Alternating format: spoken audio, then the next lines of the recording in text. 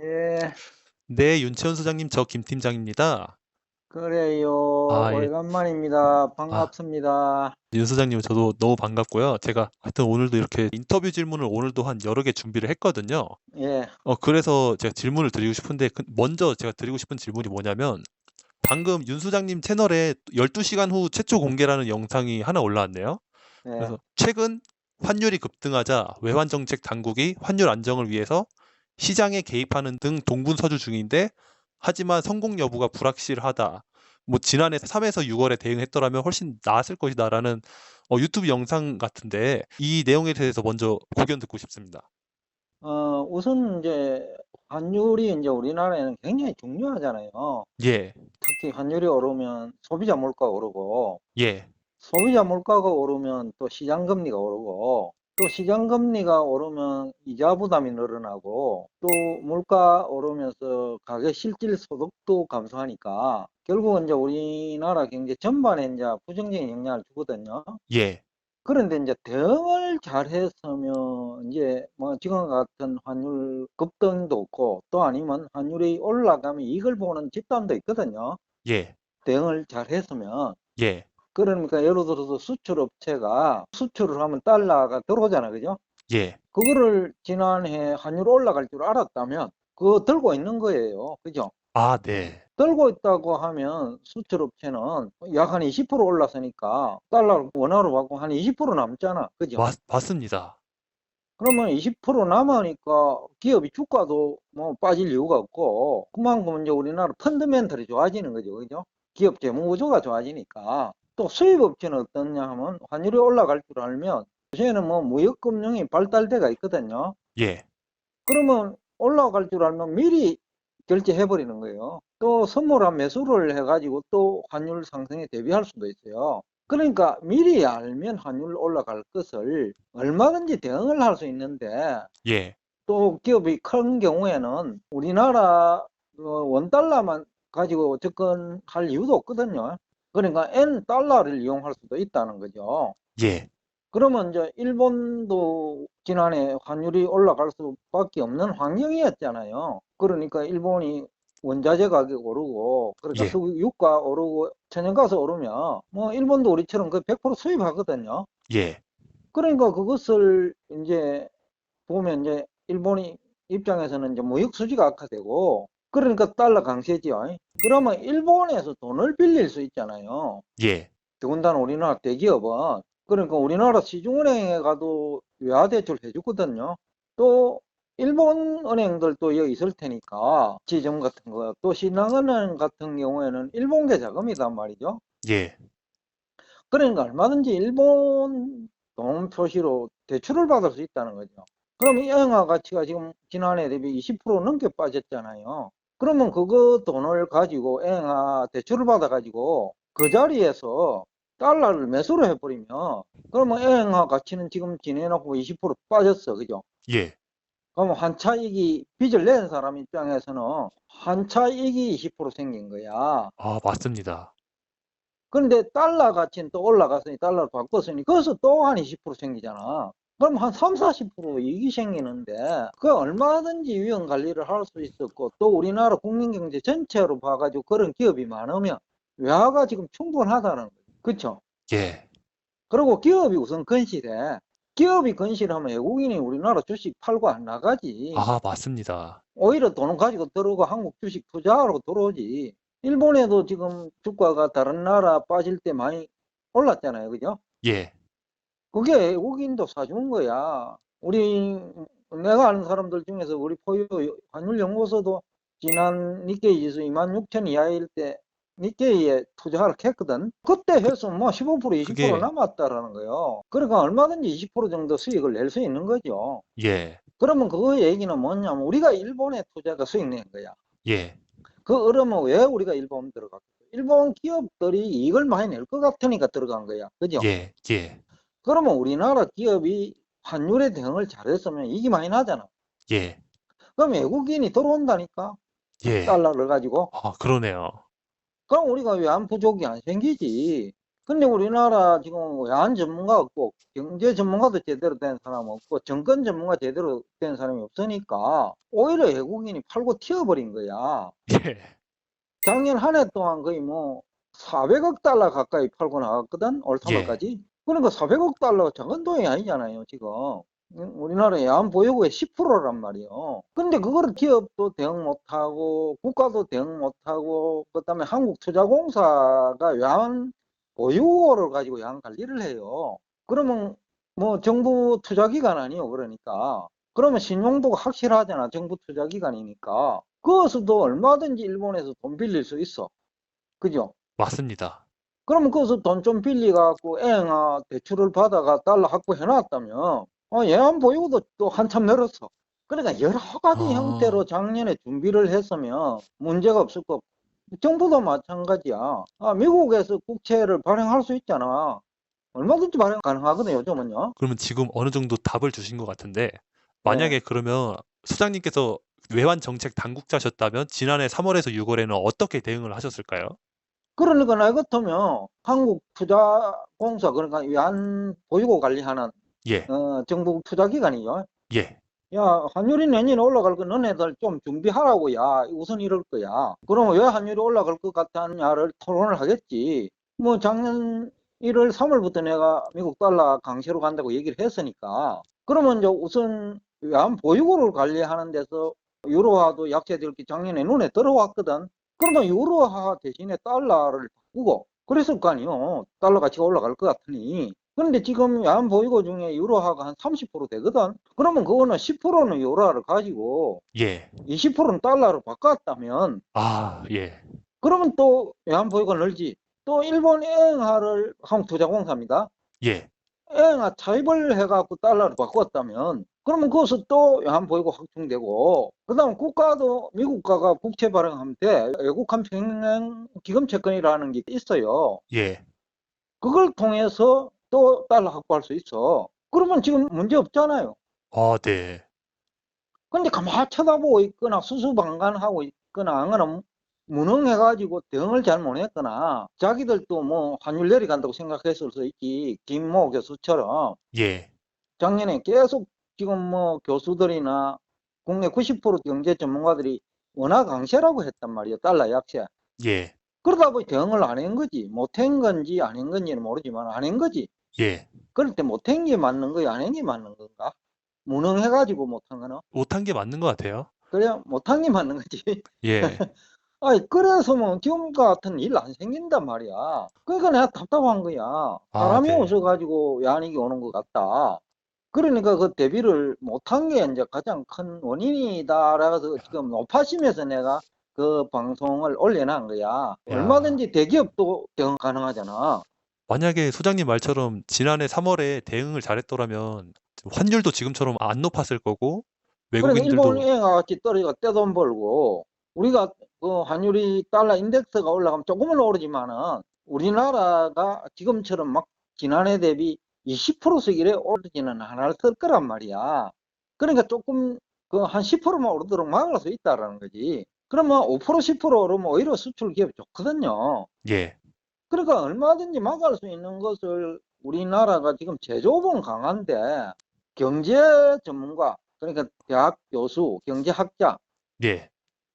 그다음에 금융 전문가, 이쪽은 그 내가 볼 때 인도네시아 수준이야. 그러다 보니까 당해버린 거지 뭐. 그러니까 환율 전망에 실패하니까 오히려 외국인들이 우리나라 그 원화를 팔아버린 거야. 실패하니까 기업 나빠질 거고 나중에 환율 올라갈 것 같고 대응 못하니까. 그러니까 외국인들이 저거가 먼저 우리나라 원화를 팔아버린 거야. 시장 예. 달러를 매수를 해버린 거야. 그러니까 거기서 또 터졌어. 아. 외국인이 역으로 아, 이용해버리니까. 네. 그러니까 이중, 삼중, 사중으로 틀어지는 거야. 예. 예? 예. 그런데 제조업이 뭐 장사 잘해본들 금융에서 박살이 나버렸는데 그걸 어떻게 버텨내나요? 예? 그래서 아, 지금 내가 그 제목으로 작년에 한국투자공사하고 대기업과 시중은행 등이 또 금융 전문가들이 똑똑했으면 이런 일이 발생 안 하지. 그뿐인가요? 부동산 가격도 지금 엉망이잖아. 주택 가격이 뭐 수억씩 빠지고 있잖아요. 예. 그것도 금리가 오르고 환율이 불안하니까 그게 빠른 속도로 빠지는 거야. 그리고 환율 하나 잘못해가지고 총체적 난국이 돼버렸어, 지금. 대한민국이. 예, 심지어는 뭐 제2의, 제3의 외환위기 얘기까지 나오잖아요, 지금. 그죠? 맞습니다. 그러니까 환율에 작년에 대응을 잘했더라면 오히려 지금 돈 벌 수 있는 기회야. 예, 예? 우리가 맞, 탄탄하니까 일본 엔화를 국제시장에서 이제 떨어진 엔화를 살 수도 있고 우리가 탄탄하면 예, 그럼 또 돈 벌어. 그지? 그러니까 그런 능력이 안 돼가지고 하도 안타까워가지고 내가 그 방송 내용을 좀 늦은 감이 있지만 작년에는 내가 환율 올라간다고 수차례 강조했잖아요. 예, 영남대학 가서도 환율 올라간다. 그 다음에 8.15 가서도 환율 올라간다. 예, 우리 그 방송 채널에서도 환율 올라간다. 예, 1130원 할 때 한 7분, 8분 얘기했어. 그러니까 그럴 때 얼마든지 시간이 있었잖아. 근데 가만 쳐다보고 있다가 지금 와서 먹고 난리야. 그리고 아, 부동산 전문가들도 환율도 모르고 무슨 부동산 전문가야. 예, 그 경제학 교수들 작년에 방송 나와가지고 모두 집 사라고 했단 말이야. 어? 예, 그죠? 네, 근데 빚내가 집 산 사람들 다 걸려들어. 그러니까 그 사람은 또, 가게가 이제 망가져 버렸어. 이제 가게가 망가지니까 어떻습니까? 그러니까 소비를 못 하잖아. 그럼 GDP 성장률이 낮아지. 기업 이익도 안 나오지. 그럼 주가는 더 빠지지. 그럼 외국인은 또 떠나. 그러니까 일련의 사건이 환율에서 시작돼 가지고 우리가 도미노 얘기 많이 하잖아요. 파급 영향. 쉽게 하면 우리가 태풍이 올 때 처음에 시작은 태평양 한가운데 잔잔한 해오리 바람 정도였단 말이에요. 그죠? 예, 그것이 이제 시간이 지나가면서 확장이 돼가고 태풍으로 발전하잖아. 그와 똑같아, 지금 한국이. 네, 그거는 태풍은 자연인데. 지금 우리 환율은 자연 문제가 아니고 인간의 문제야. 쉽게 하면 사람이 없어가지고 당한 거야. 네. 그 얼마나 심각하고 안타깝나요? 그가 참 한국에 사람이 없다. 잘난 척은 하는데 그런 얘기를 하고 싶어서 정말 좋은 내용이네요. 음, 그래요. 예, 너무 좋은 내용 감사드리고, 제가 그 다음 질문으로는 뭐냐면요. 예, 지난 5년간 달러당 이 N 가치가요, 달러당 110엔 안팎에서 움직였었는데, 예, 이게 2022년 3월 초부터 갑자기 이게 크게 하락하기 시작했거든요. 예. 이게 달러당 135엔까지 거의 20% 정도 가치가 하락했는데, 윤채원 소장님께서는 올해 이렇게 N 가치가 갑자기 하락한 그 이유가 무엇이라고 보시는지 그 부분에 대해서 고견 듣고 싶거든요. 그래서 이제 일본이 앞에서 잠시 얘기를 했는데 에너지는 뭐 석유도 그렇고 천연가스도 100% 수입하잖아요. 예, 그러다가 또 일본이 수출 시장이 아시아 시장이 커요. 근데 아시아 경제가 중국이 어려워지면서 뭐 한국도 나빠지고 아시아 전체가 나빠져 버렸잖아. 그리고 유럽에 대한 수출도 비중이 큰데 유럽도 지금 중국 경제, 러시아 전쟁 등으로 그것도 어렵잖아요. 그러니까 일본도 엔화 가치가 하락할 수밖에 없는 환경이 만들어져 버렸죠. 그러면 앞에서도 얘기했지만은 우리는 그걸 이용을 할 수 있어야 되는데 그 이용을 못한 거야. 그러니까 일본은 오히려 그걸 즐겼는데 어, 자기들은 이제 환율 올라갈 줄 다 알았다라는 거지. 우리는 몰랐는데. 일본인들은 N 가치가 떨어질 걸 알았다라는 거죠. 알지. 이거는 와타나베 부인이라고 있어가지고 예, 그 와타나베라는 뜻이 이제 우리나라로 치면 김씨처럼 이제 성씨야. 근데 우리나라에 김씨가 제일 많잖아요. 예, 그러니까 일본에는 와타나베 성씨가 제일 많아. 그래서 와타나베 아줌마는 평범한 아줌마야. 가정주부. 그러니까 평범한 가정주부도 환율 잘 알아요. 일본은. 우리나라 서울대 대학 교수 정도 돼. 예, 평범한 가정주부가.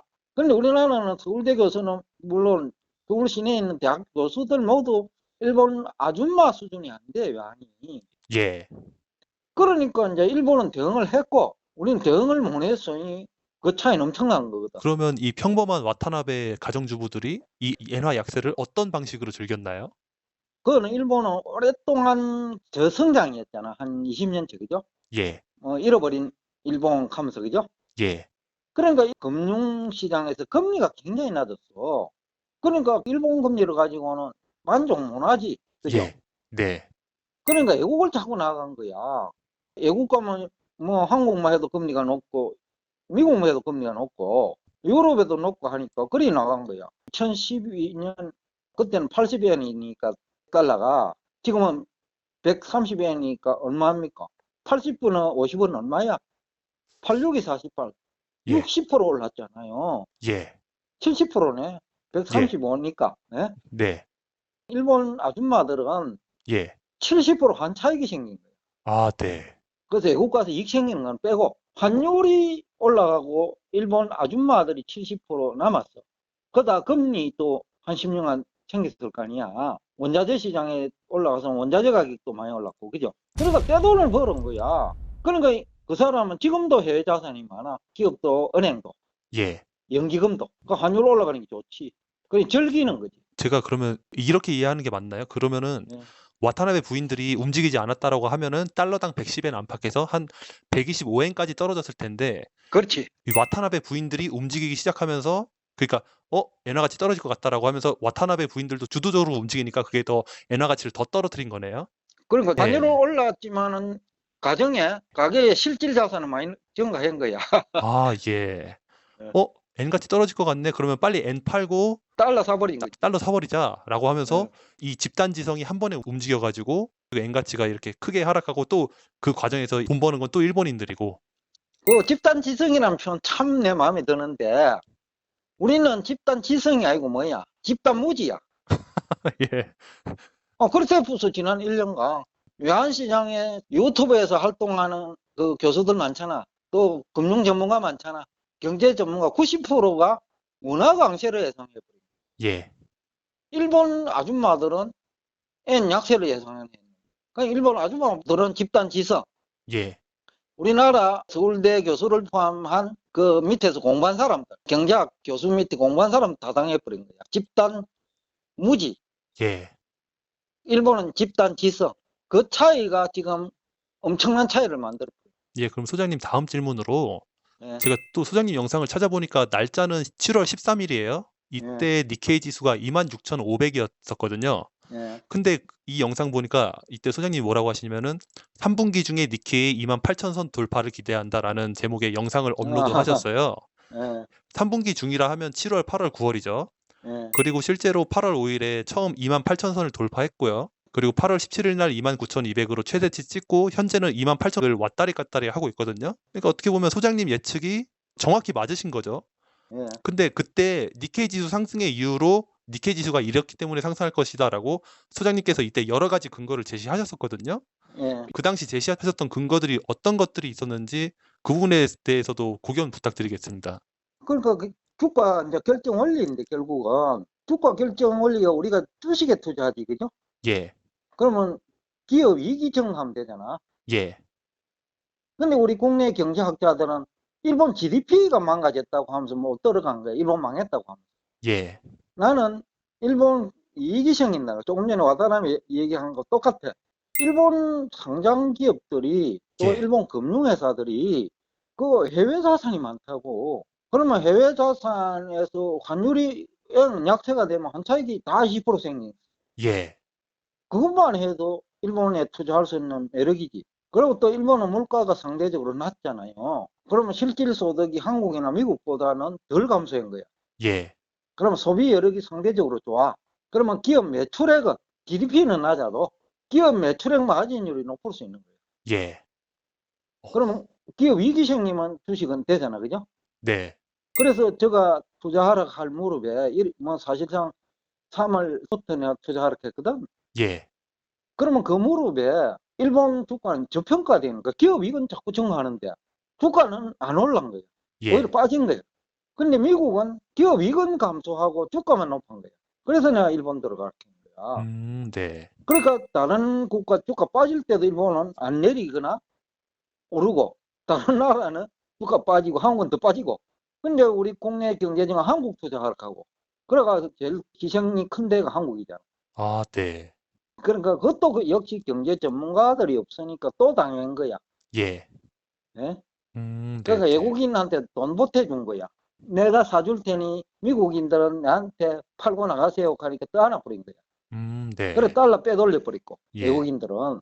음, 그래서 또 환율 오르는 거야. 그러니까 이제 아까 일본도 같은 얘기 거꾸로지, 그죠? 네, 일본은 이익이 생길 것 같다. 주가 결정 원리는 기업 이익이 생겨야 돼. 예.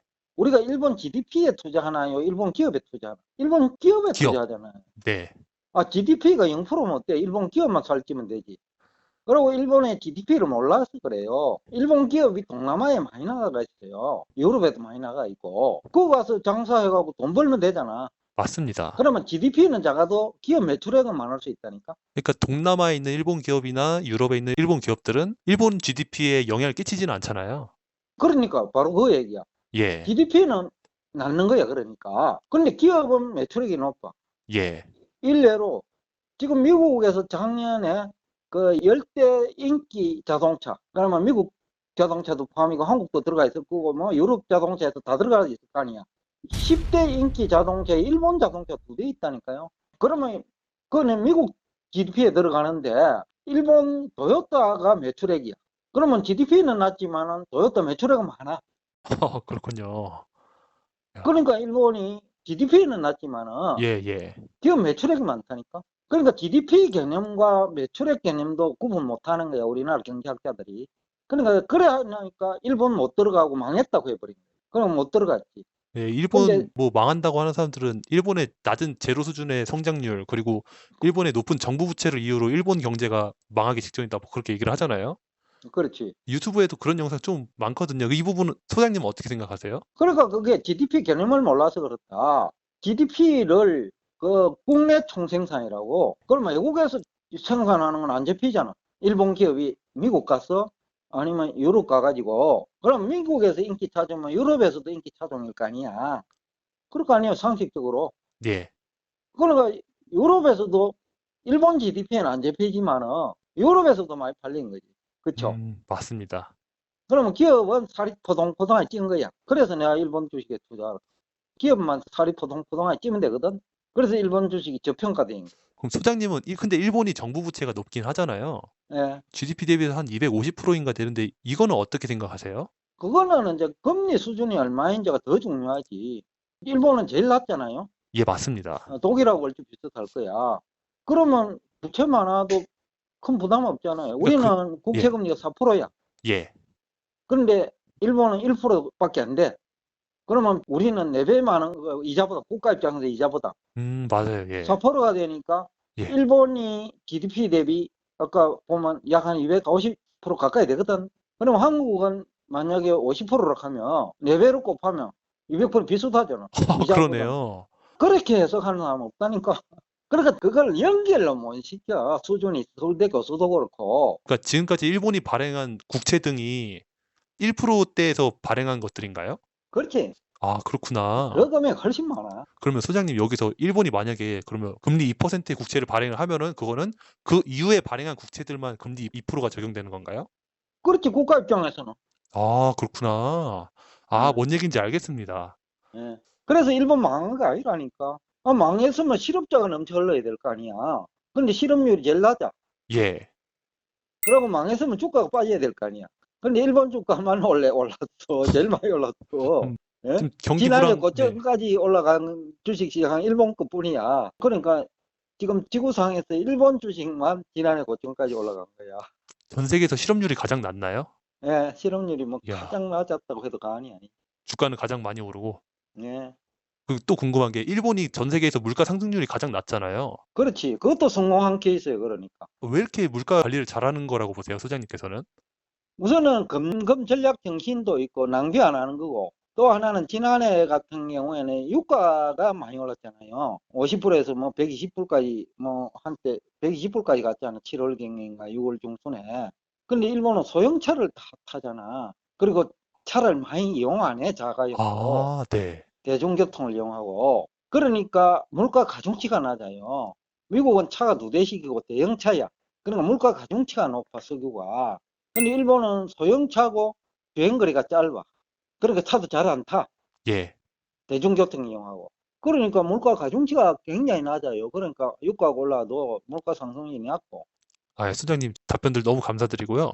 그다음 질문으로 예, 우리가 그 중국이라 하면은 뭐 예, 대부분 거의 알 거예요. 중국이 표면적으로는 세계 1위의 수출 국가잖아요.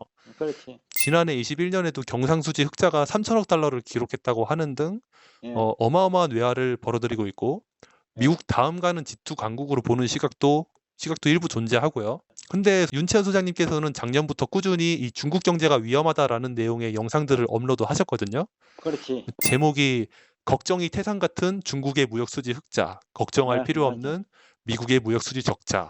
아, 그 표현 좋다. 내가 해놨고도 이제 기억이 새롱새롱하네. 예. 그거 뭐 현실이 그래 됐잖아, 그죠? 그리고 중국의 외환 보유고는 허상이다. 그렇지, 맞아. 중국 외채가 한 몇 조 달러 된다. 예, 헝다그룹 파산 위기는 단순한 단기 악재가 아니다 등등이 있는데 예. 처음으로는 이 걱정이 태산 같은 중국의 무역 수지 흑자, 걱정할 필요 없는 미국의 무역 수지 적자. 이게 무슨 말인지 좀 구체적으로 듣고 싶습니다. 그러니까 이런 거지. 중국은 세계의 공장이라는 얘기를 많이 하잖아, 그죠? 예. 그럼 각국의 공장들이 그 많이 들어갔다는 얘기야. 뭐 미국의 애플, 한국의 뭐 삼성전자, 그죠? 예. 그 다음에 독일의 자동차 3사, 뭐 미국의 포드, 또 일본의 종합상사들, 그죠? 예. 엄청 들어가 있는 거야, 그게. 그래서 그 수출을 하는 거야, 그 기업들이. 그러면 매출액은 어디 거요? 중국 기업 매출액입니까? 일본 기업 매출액입니까? 일본과 독일과 그런 다국적 기업들의 매출액입니다. 그 기업의 매출액이지만 수출은 중국 수출이야. 그러니까 조금 모순이 되는 얘기지. 회사는 자기 국가, 자기 나라 소속이 아니야.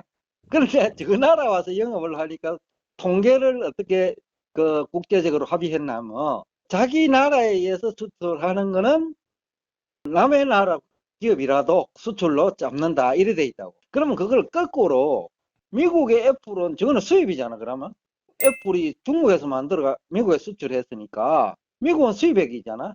그러면 그 수입액 돈을 누가 가져갔어? 애플이 가져갔지. 맞습니다. 그러니까 미국 국가 입장에서는 애플한테 돈 간 게 뭐가 큰 문제야. 그건 독일도 마찬가지고, 그죠? 맞습니다. 근데 그 껍데기는 중국이야. 돈은 다 빼가 뿌려서 예. 무역 수지만 흑자로 딱 남아 있는 거야. 돈은 일본 기업 가져가고 독일 기업 가져가고 미국 기업이 가져가고 통계만 중국의 무역 수지 흑자고 매출액 영업이익은 다 일본, 독일, 미국 기업 거야. 그럼 주가는 어디가 올라야 돼? 일본과 독일과 미국 기업의 주가가 그렇지. 오른다. 예. 그래서 작년에 그런데 그 주가가 오르고 중국 주가는 빠진 거야. 내가 그래서 3월 뭐 중국 주식 투자하지 마라 그런 거야. 실속이 없잖아. 그리고 빚만 자꾸 늘고. 그래서 조금 전에 4조 달러라 되는 빚이 있는 거지. 그리고 1년에 원리금 돌아오는 것만 1조 달러란 말이야. 그러니까 장기로도 잘 안 빌려줘. 예, 예. 그럼 그래, 소장님, 그러면 중국의 외환 보유고가 허상이다라는 얘기는 또 무슨 얘기인가요? 그러니까 그게 자국적 기업이 수출을 하면 우선은 그 수출한 대금을 중국에서 만들어 가니까 예. 중국에 있는 그러니까 들어간 기업의 예금 계좌에 들어올 거 아니야. 예. 달러가. 예. 그러면 외환 보유고는 중앙은행이 집중 관리하거든. 인민은행이. 그러니까 그거 외환 보유가 때가 있어. 또 빌려 가지고 있는 돈도 또 외환 보유고야. 중국의 기업들도 외국에 나가가 있는 기업이 많아. 그런 기업은 주로 외국에서 자금 조달하려고 나가가 있어. 1대1로 사업하고 이러면서 뭐 중국 돈보다는 미국 달러를 줘야 되니까. 그러니까 그래서 그래서 자금 조달하는 거야. 아, 그런 네. 거 자금 조달해도 안 보이고야. 빌린 건데 외국에서 빌린 돈도 안 보이고야. 그러다 부채도 안 보이고 들어가야 있다. 아, 네. 그런 허상이지. 그렇군요. 예. 그러면 소장님 지금 그러면 중국의 외채가 총 어느 정도 되나요? 그래서 앞에서 얘기했지만은 뭐 저거가 통계는 정확하게 안 밝히지만은 1년에 돌아오는 원리금이 1조 달러가 된다는 게 뭐 2년 전 얘기거든. 예. 그러면 지금도 그 금액은 비슷할 거라고. 그쵸? 예. 그러면 일반적으로 우리나라를 비교해보자. 그런 식으로 보면 우리나라 단기 외채 1년에 들어오는 거 그게 27%밖에 안 돼. 그러면 한 4배 정도 외채가 있다는 거 아니에요. 그죠? 예.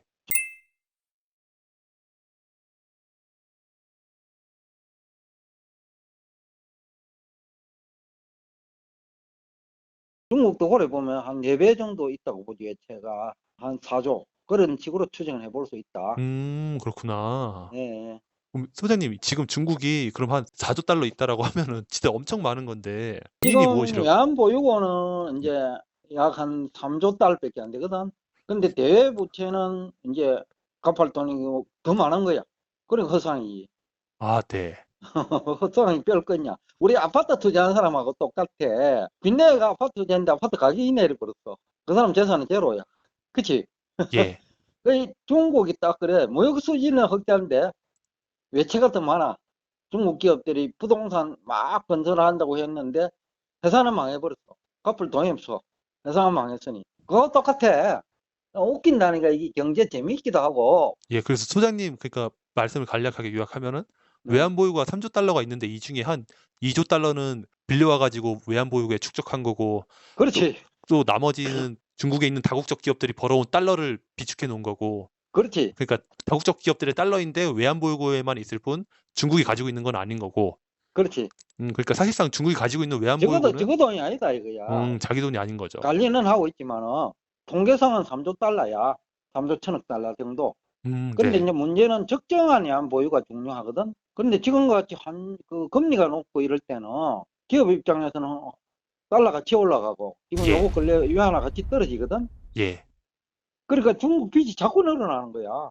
그러면 중국 기업이 망해버리면 또 주가가 빠지잖아. 그럼 외국인이 그 홍콩 시장 등을 통해서 또 팔고 떠나버려. 그럼 또 중국이 안 보여 빠져나가는 거야. 네. 그래서 중국이 보통 문제 아니라니까. 그러면 송자님 여기서 중국이 왜 이렇게 대부채가 많나요? 처음에는 이제 막 성장 발전하니까 돈을 빌려줬어. 또 중국은 대부분 국영기업이 많으니까. 그러니까 빌리기가 쉬워. 국영기업이니까. 국가 보증을 하니까. 아, 네. 빌리기가 쉬우니까 또 많아진 거고. 그 다음에 또 중국이 금리가 높다 보니 중국은 빌리고 외국은 돈놀이 하고 빌려주니까 돈놀이잖아. 그러니까 이해가 일치된 거지. 빚내 갖고 소도 잡아먹는다 얘기하잖아. 우리 빚내가 아파트 사는데 그러지 되게 딱생경하고 똑같지 뭐. 예? 그럼 중국은 이렇게 빌린 달러로 뭘 한 거예요, 중국은? 부동산 그 빈집 많이 짓지. 아, 네. 근데 빈집 지으라기는 팔리기도 하고 그것도 원자재가 필요할 거 아니야. 원자재는 구리 같은 데는 칠레에서 사고 와야 되고 그지? 예. 또 철강석 같은 데는 브라질이나 호주에서 사고 와야 되고 다 달러로 가지고 사고 와야 되잖아. 근데 집을 지어놨는데 집이 안 팔려. 예. 그러니까 다 망하게 생겼어. 웃기는 나라야 저거가. 예. 알고 보면 굉장히 웃기는 나라야 저거. 근데 그렇네요. 우리나라는 그 중국 대단한 국가래. 나는 중국 투자하지 말라 하는데 그 시각이 엄청난 차이야. 내가 야. 얘기 듣고 보면 얼마나 웃겨. 제대로 그러니까 알아야지. 얘들이 그 원자재 사는 값으로 달러를 막 빌려온 거네요. 뭐 예. 부동산 짓고 막 하는. 그래 부동산 건설하려고 아파트 건설하려고 예. 빈집 지으려고 그것도 그 빈집 지으려고 달러 빌렸는데 집이 안 나가. 그래 야. 후도 나버렸어. 얼마나 아, 웃기는 나라가 엄청난 얘기고 심각하냐 이거지. 예, 예. 근데 문제는 저게 이제 한국 경제에 영향을 주거든. 그 한국 수출도 안 되고 이제는 그죠? 그 한국하고 연결돼 있다고. 예. 자, 천사 들어갑니다. 천사 들어가라.